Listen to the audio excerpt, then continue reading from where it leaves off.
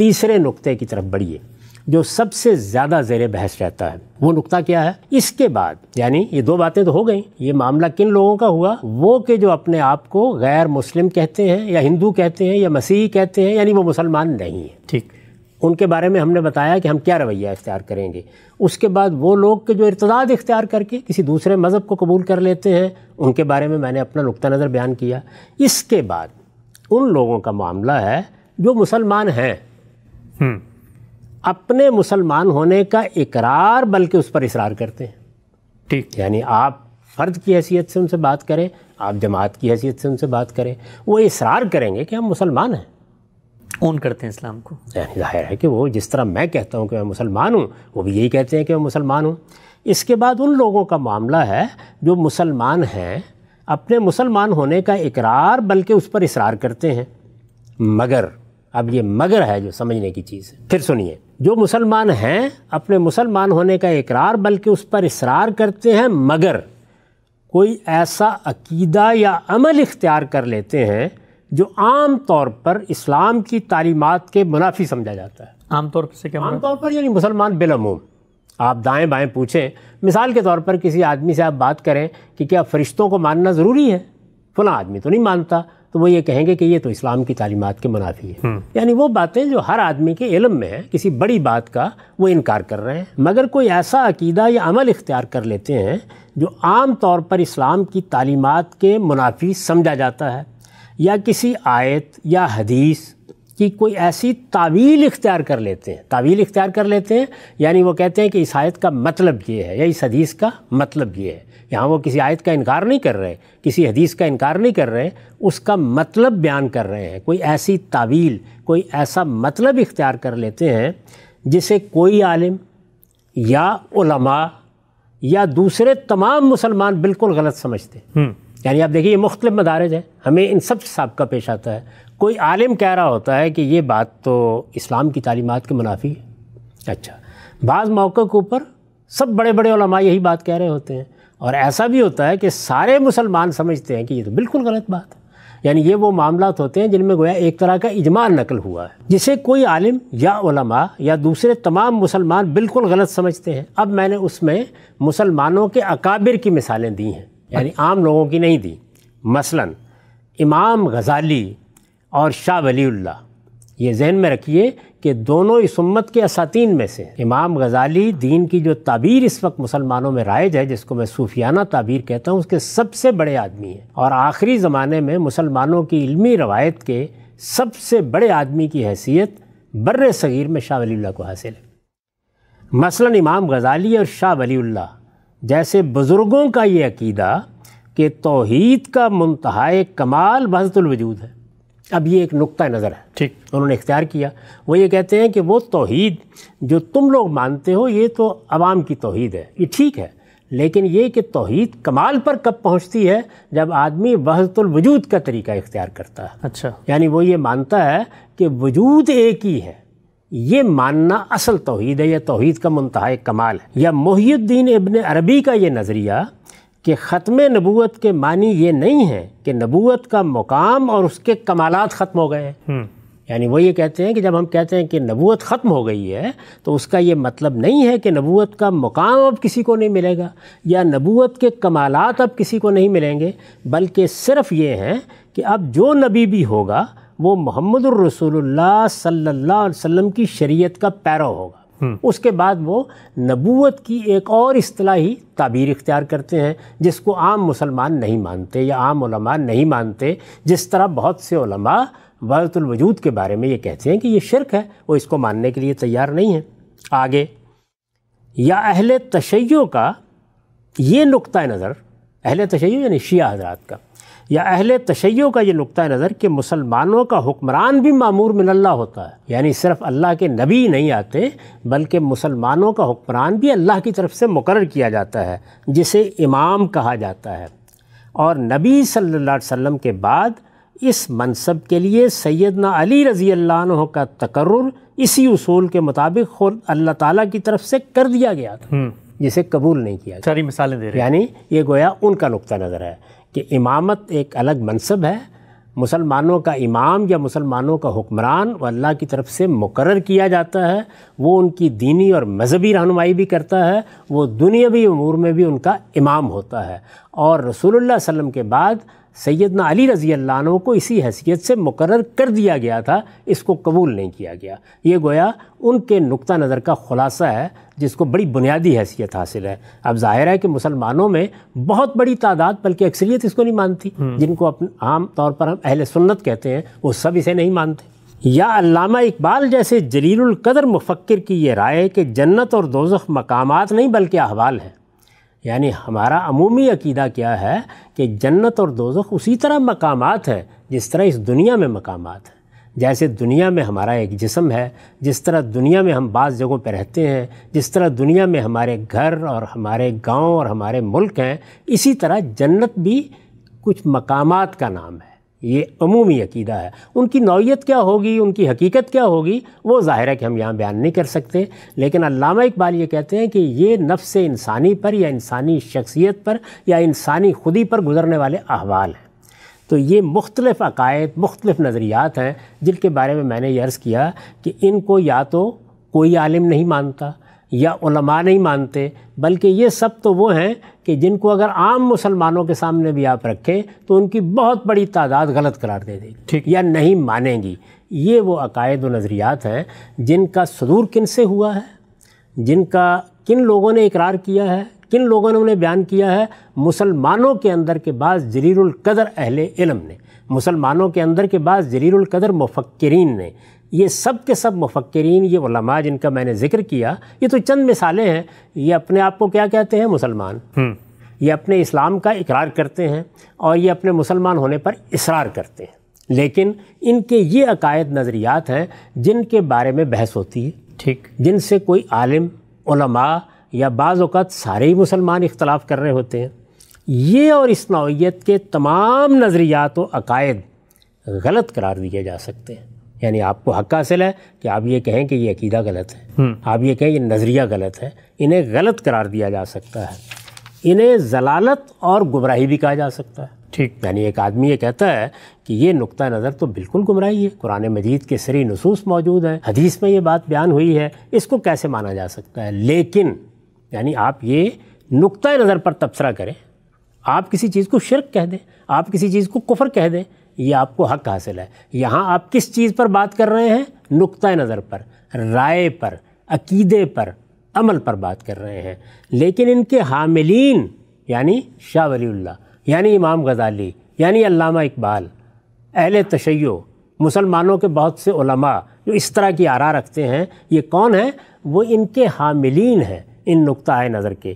لیکن ان کے حاملین چونکہ قرآن و حدیث ہی سے استدلال کر رہے ہوتے ہیں، یعنی وہ یہ نہیں کہتے کہ رسول اللہ صلی اللہ علیہ وسلم کا لایا ہوا دین تو یہ ہے، ہم اس کو نہیں مانتے، نہیں، وہ کہتے ہیں قرآن کا مطلب یہ ہے، حدیث کے معنی یہ ہے، ہم قرآن سے یہ سمجھے ہیں، ہم حدیث سے یہ سمجھے، یہ وہ بیان کر رہے ہوتے ہیں، ٹھیک۔ لیکن ان کے حاملین چونکہ قرآن و حدیث ہی سے استدلال کر رہے ہوتے ہیں، اس لیے انہیں غیر مسلم یا کافر قرار نہیں دیا جا سکتا، یعنی اب انہیں کچھ بھی نہیں کہا جا سکتا، کیونکہ اسلام پہ تو کھڑے ہوئے ہیں، اس لیے کہ وہ اسلام کا اقرار کر رہے ہیں، وہ کہہ رہے ہیں ہم مسلمان ہیں۔ نہ ان کو کوئی شخص غیر مسلم کہہ سکتا ہے یا نہ ان کو کوئی شخص کافر کہہ سکتا ہے، بس یہ کہیں گے کہ ان کے فلاں عقیدے پر ہم یہ تبصرہ کر رہے ہیں کہ یہ غلط ہے، فلاں نقطہ نظر کے بارے میں یہ کہہ رہے ہیں کہ وہ کفر ہے، فلاں نقطہ نظر کے بارے میں یہ رائے دے رہے ہیں کہ وہ شرک ہے۔ یعنی اس معاملے پر، اس نقطہ نظر پر ہم گفتگو کریں گے، لوگوں کو اس کے بارے میں متنبہ بھی کریں گے، لیکن ان بزرگوں میں سے نہ کسی کو غیر مسلم کہنے کی جسارت کریں گے، نہ کافر کہنے کی جسارت کریں گے۔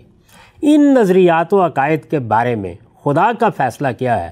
یعنی وہی بات جو میں نے کہی، میرے اور آپ کے درمیان چور کے چور ہونے کے بارے میں اختلاف ہو گیا ہے، اب فیصلہ کون کرے گا؟ عدالت۔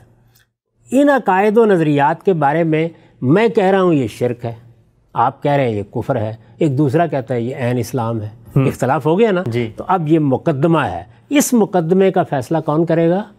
اس کائنات کا پروردگار۔ قرآن کیوں نہیں کر سکتا؟ قرآن کیسے؟ قرآن میں تو صرف دلیل دوں گا نا میں، قرآن فرد کا فیصلہ کہاں سنائے گا؟ عدالت فرد کے بارے میں فیصلہ سناتی ہے۔ اہم بات، قرآن جو فیصلے سناتا ہے وہ یہ ہے کہ شرک کیا ہے، وہ تو فیصلہ سنا دیا اس نے، وہ میرے نزدیک وہ فیصلہ ہے، میں مان رہا ہوں، دوسرے کے نزدیک نہیں ہے وہ فیصلہ، وہ نہیں مان رہا۔ اچھا، وہ کیا کہہ رہا ہے؟ وہ کہتا ہے قرآن یہ نہیں کہہ رہا، تم قرآن کا مطلب غلط سمجھے ہو، حدیث یہ نہیں کہہ رہی، تم حدیث کا مطلب غلط سمجھے ہو، ورنہ نزاع کیا ہے؟ اگر قرآن کے فیصلے پر جو میرے نزدیک ہے اس نے بھی اعتراف کر لیا تو پھر وہ بات کہے گا کیوں؟ تو یہ علامہ اقبال کے جنت جہنم احوال ہیں، اس کو قرآن سے ثابت کرتے ہیں؟ ظاہر بات ہے، وہ اس کی دلیل دیتے ہیں۔ آپ ان کے خطبات پڑھیے، reconstruction of religious thought in Islam میں انہوں نے اپنا یہ نقطہ نظر بیان کیا ہے، پھر اس پر استدلال کیا ہے، اس کے لیے قرآن مجید کی آیات وہ اقتباس کر رہے ہیں، اچھا، ان کا مطلب آپ کو بتا رہے ہیں۔ یعنی یہ جتنے ہمارے بزرگ ہیں، کیا آپ کا خیال یہ ہے کہ وہ قرآن و حدیث کو ایک طرف رکھ کر یہ بات کرتے ہیں؟ وہ کہتے ہیں کہ قرآن اور حدیث میں یہ بات اس طرح بیان ہوئی ہے، ہم نے اس کو ایسے سمجھا ہے۔ تو میں یہ عرض کر رہا ہوں کہ ان نظریات و عقائد کے بارے میں خدا کا فیصلہ کیا ہے؟ یعنی اب عدالت کے فیصلے کا سوال ہو گیا نا۔ وہ تو کہہ رہے ہیں مسلمان ہیں، بندے کے بارے میں خدا، یعنی وہ آدمی کہہ رہا ہے میں چور نہیں ہوں، میں کہہ رہا ہوں کہ میں نے دیکھا تم نے چوری کی ہے، تو اب مجھے فیصلے کو نافذ کرنا ہے یا ثابت کرنا ہے تو میں کسی عدالت میں جاؤں گا نا۔ جی، تو یہ عدالت کون سی ہے جو کفر و شرک کے فیصلے کرتی ہے؟ یہ اللہ کی عدالت ہے۔ ان نظریات و عقائد کے بارے میں خدا کا فیصلہ کیا ہے، اس کے لیے قیامت کا انتظار کرنا چاہیے۔ اگر کسی پیغمبر نے آنا ہوتا تو وہ آ کے فیصلہ سنا دیتا، جیسے مسیحیوں کے بارے میں یہ فیصلہ قرآن نے سنا دیا۔ وہ بھی کسی انڈرسٹینڈنگ سے ہی سمجھ رہے تھے، کسی آیت ہی سے، ظاہر بات ہے، یعنی وہ بھی اپنی کتاب کی تعویل کر رہے تھے۔ تو قرآن مجید نے رسول اللہ صلی اللہ علیہ وسلم کے ذریعے سے یہ فیصلہ سنایا، کس کے بارے میں سنایا؟ اس عقیدے کے بارے میں۔ یعنی ان نظریات و عقائد کے بارے میں خدا کا فیصلہ کیا ہے؟ خدا کا فیصلہ بعض نظریات و عقائد کے بارے میں ہمیں قرآن کے ذریعے سے معلوم ہو گیا۔ ان نظریات و عقائد کے بارے میں خدا کا فیصلہ کیا ہے، اس کے لیے قیامت کا انتظار کرنا چاہیے۔ دنیا میں ان کے حاملین، یعنی قیامت میں کیا ہوگا؟ مجھے اللہ تعالیٰ کس صف میں کھڑا کر دیں گے، آپ کو کس صف میں کھڑا کر دیں گے، امام غزالی کو کس صف میں کھڑا کریں گے، شاہ ولی اللہ کو کس صف میں کھڑا کریں گے، وہ وہاں معلوم ہوگا۔ دنیا میں ان کے حاملین، یعنی جن کے بارے میں ہم یہ کہہ رہے ہیں کہ ان کا فلاں عقیدہ ہے، فلاں نظریہ ہے، دنیا میں ان نظریات کے حاملین اپنے اقرار کے مطابق مسلمان ہیں۔ یعنی وہ کہتے ہیں مسلمان ہیں تو وہ مسلمان ہیں، مسلمان سمجھے جائیں گے، اور میں ان کو مسلمان ہی سمجھ کر ان سے گفتگو کروں گا اور یہ کہوں گا کہ آپ مسلمان ہیں، اس لیے میں آپ سے یہ کہتا ہوں کہ آپ کا فلاں عقیدہ اور نظریہ اسلام کے خلاف ہے۔ مسلمان سمجھے جائیں گے اور ان کے ساتھ تمام معاملات اسی طریقے سے ہوں گے جس طرح مسلمانوں کی جماعت کے ایک فرد کے ساتھ کیے جاتے ہیں۔ یعنی ظاہر ہے کہ ہم نکاح کرتے ہیں، ہم طلاق دیتے ہیں، ہم بہت سے حقوق و فرائض کا فیصلہ کرتے ہیں، یہ تمام معاملات اسی طرح ہوں گے جیسے مسلمانوں کے ساتھ کیے جاتے ہیں۔ علماء کا حق ہے، یعنی جو دین کے علماء ہیں، علماء کا حق ہے کہ ان کی غلطی ان پر واضح کریں۔ یعنی امام غزالی کے نزدیک اگر شاہ ولی اللہ کی بات غلط ہے تو امام غزالی انہیں بتائیں گے کہ یہ غلط ہے، اور شاہ ولی اللہ کے نزدیک اگر امام غزالی کی بات غلط ہے تو وہ انہیں بتائیں گے۔ علماء کا حق ہے کہ ان کی غلطی ان پر واضح کریں، انہیں صحیح بات کے قبول کرنے کی دعوت دیں۔ میں نے ایک نقطہ نظر اپنایا، کسی عالم کے نزدیک وہ ضلالت ہے، کسی کے نزدیک وہ کفر ہے، کسی کے نزدیک وہ شرک ہے، تو اس عالم کا حق ہے مجھ پر کہ وہ میرے پاس آئے، مجھے دعوت دے اس بات کی، اور مجھ سے کہے کہ تم صحیح رویہ اختیار کرو کیونکہ تم میرے مسلمان بھائی ہو، میں یہ نہیں چاہتا کہ تم ایک غلطی پر قائم رہو۔ ان کے نظریات و عقائد میں، یعنی جو نظریات و عقائد ہمارے سامنے بعض بزرگوں کے آئے، دوسرے لوگوں کے آئے، ان کے نظریات و عقائد میں کوئی چیز شرک ہے تو اسے شرک، اور کفر ہے تو اسے کفر کہیں۔ نظریات پر تبصرہ کرنے سے کسی کو نہیں روکا جا رہا۔ آپ کے نزدیک، جیسے آپ نے پوچھا تھا کہ قرآن نے بتا دیا، تو میں قرآن کی بنیاد پر تو کہہ رہا ہوں کہ آپ کا یہ نظریہ کفر ہے، آپ کا یہ نظریہ شرک ہے، ٹھیک، لیکن یہ میں استدلال کر رہا ہوں نا۔ وہ میرے مقابلے میں یہ کہتے ہیں کہ تمہاری رائے ٹھیک نہیں ہے، تم نے قرآن کا مطلب درست نہیں سمجھا، اب نزاع ہو گئی، اب یہ مقدمہ ہے، اب اس کا فیصلہ کہاں ہونا چاہیے؟ عدالت میں۔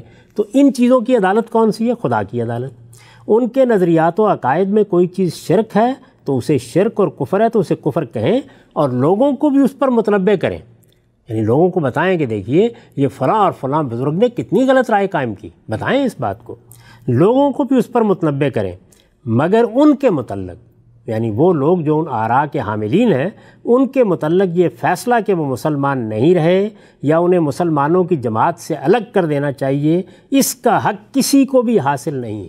کیوں؟ اس لیے کہ یہ حق خدا ہی دے سکتا تھا، یعنی یہ چونکہ خدا کی عدالت کے فیصلے ہیں، یہ فیصلے کرنے ہی خدا کو ہیں، یہ جرائم ہیں ہی خدا سے متعلق، تو خدائی کو حق دینا تھا مجھے، آپ کو، کسی جماعت کو، کہ تم پھر یہ فیصلہ کر لینا دنیا کے اندر، اس لیے کہ یہ حق خدا ہی دے سکتا تھا، اور قرآن و حدیث سے واقف ہر شخص جانتا ہے کہ اس نے یہ حق کسی کو نہیں دیا ہے۔ یہ میرا موقف ہے اس معاملے میں۔ ٹھیک، یعنی جو بات میں کہتا ہوں وہ اس پورے مقدمے کے بارے میں یہ ہے، یعنی وہ لوگ جو غیر مسلم ہیں ان کو کیا کہا جائے گا، وہ لوگ جو ارتداد اختیار کر لیں ان کے بارے میں کیا تعبیر ہم استعمال کریں گے، اور وہ لوگ جو مسلمان ہیں، اپنے آپ کو مسلمان کہتے ہیں، اپنے مسلمان ہونے پر اصرار کرتے ہیں، لیکن کوئی ایسا عقیدہ اور نظریہ اختیار کر لیتے ہیں جو میرے نزدیک غلط ہے یا کفر ہے یا شرک ہے، تو میں ان کے ساتھ کیا معاملہ کروں گا؟ تو میں یہ کہتا ہوں کہ میں ان کے نظریے پر تبصرہ کروں گا، ان کے بارے میں کوئی ورڈکٹ دینے کا حق مجھ کو اس زمین پر نہیں دیا گیا۔ یہ ورڈکٹ خدا کی عدالت دیتی ہے، رسولوں کے آنے کے بعد زمین پر دیتی ہے۔ اب رسولوں کا سلسلہ بند ہو گیا، اب یہ ورڈکٹ قیامت میں دیا جائے گا۔ امام صاحب، آپ کے اس موقف کو سامنے رکھ کے اس کا استدلال خود قرآن و حدیث میں کیا ہے، اس کو آپ سے سمجھیں گے انشاءاللہ تفصیلی طور پہ۔ 2-3 ضمنی سوالات کے ختم کرنے سے پہلے میں آج پوچھنا چاہتا ہوں آپ سے، وہ یہ کہ زنا بھی تو اللہ تعالیٰ نے ایک جرم قرار دیا ہے، چوری بھی اللہ نے ایک جرم قرار دیا ہے، فساد فی الارض بھی اللہ نے ایک جرم قرار دیا ہے، جرائم تو اللہ ہی سے متعلق ہیں، باقی جرائم بھی اللہ ہی نے متعین کیے ہیں، لیکن ان کو ثابت کرنے کا ایک کرائٹیریا ہے۔ تو اگر کوئی شخص مسلمانوں ہی میں سے کفر، شرک کا ارتکاب کر دیتا ہے، تو اب علماء کی کوئی عدالت لگ کے قرآن مجید کی نصوص سے کیوں نہیں ثابت کر سکتی کہ جی یہ جس آیت کا آپ ترجمہ یہ کر رہے ہیں اور اس سے شرک برآمد کر رہے ہیں، یہ تو ثابت نہیں ہوتا، تو فیصلہ دنیا میں ہو جائے گا؟ یہ عدالت قائم کرنے کا ان کو حق کس نے دیا ہے؟ جو عدالتیں چوری کے لیے قائم ہوتی ہیں، جو عدالتیں زنا کے لیے قائم ہوتی ہیں، وہ کون قائم کرتا ہے؟ وہ علماء قائم کرتے ہیں۔ وہ عدالتیں حکومتیں قائم کرتی ہیں۔ کس اصول پر قائم ہوتی ہیں؟ کہ انسانوں نے جب یہ دیکھا کہ ان کے ہاں اختیارات کا سوء استعمال فساد پیدا کر دیتا ہے، تو جرائم کو متعین کر کے انہوں نے حکومتیں قائم کیں، اور پھر ان کو یہ حق دیا کہ وہ عدالتی فیصلے سنائیں۔ ٹھیک، اللہ تعالیٰ نے جب اپنا دین اتارا تو اس موقع پر بھی انہی عدالتوں کو مان لیا، اور ان کو حق دیا کہ وہ چوری کا فیصلہ کریں، وہ زنا کا فیصلہ کریں، اور تمام جرائم کی سزائیں مقرر کر دیں۔ اس کے معاملے میں یہ حق کہاں دیا گیا ہے؟ یہ حق نہ تو دنیا میں کسی نے دیا ہے، نہ علم و عقل کے مسلمات دینے کی کوئی بنیاد رکھتے ہیں، نہ قرآن حدیث میں کسی جگہ دیا گیا ہے۔ اللہ تعالیٰ نے جب مسلمانوں کو کہا کہ یہ چوری ہے اور چوری کی سزا یہ ہے اور تمہیں دنیا میں دینی ہے، یعنی ہاتھ کاٹنا، تو کس کو اختیار دیا؟ عدالت کو، مسلمانوں کی جماعت کو۔ جب یہ کہا کہ مسلمانوں تم پر لازم کیا گیا ہے کہ وہ لوگ جو زنا کا ارتکاب کریں ان کو 100 کوڑے مارو، اور تمہیں اس جرم کی سزا دیتے وقت کوئی رافت لاحق نہیں ہونی چاہیے، تو یہ اختیار اس آیت میں کس کو مل گیا؟ یہ مسلمانوں کی جماعت کو۔ اس طرح کے اختیار کی آیت ذرا مجھے پڑھ کے سنائیے قرآن مجید میں سے۔ ٹھیک، ہم سے یہ نقطہ واضح ہوا۔ ایک اور بات بیان فرمائیے گا، جب آپ فرماتے ہیں کہ وہ اپنے مسلمان ہونے کا اقرار کر رہے ہیں، لیکن کوئی ایسا نظریہ جو آپ کی نظر میں کفر ہو سکتا ہے، شرک ہو سکتا ہے، اس کو بیان کر رہے ہیں، گویا وہ ایک تعویل کر رہے ہیں اسلام کو مانتے ہوئے، اسلام کی ہدایت کی۔ اسی نوعیت کی تعویل تو خود کفار مکہ بھی کرتے تھے۔ سورہ زمر کی ابتدا میں ہی ہے کہ ان سے پوچھا جاتا بھی تم شرک کیوں کرتے، تو وہ کہتے ہیں ما نعبدہ الا لیقربونا الی اللہ زلفیٰ، کہ ہم تو اللہ ہی کے قرب حاصل کرنے کے لیے کر رہے ہیں، گویا اللہ ہی کی خوشنودی تائید مقصود ہے۔ تو وہ بھی تو وہ تعویل کر رہے تھے، لیکن ان کی تعویل کو قبول نہیں کیا گیا۔ یہ تعویل وہ شرک کی کر رہے تھے، شرک کو مان کر۔ کفر کی بھی کر سکتا ہے کوئی آدمی کفر کو مان کر۔ ایک آدمی کہتا ہے کہ میں تو اس کا انکار کرتا ہوں، اور میرے انکار کی وجہ یہ ہے، میرے انکار کا سبب یہ ہے، میں نے یہ نظریہ اختیار کیا ہے تو اس کا باعث یہ ہے۔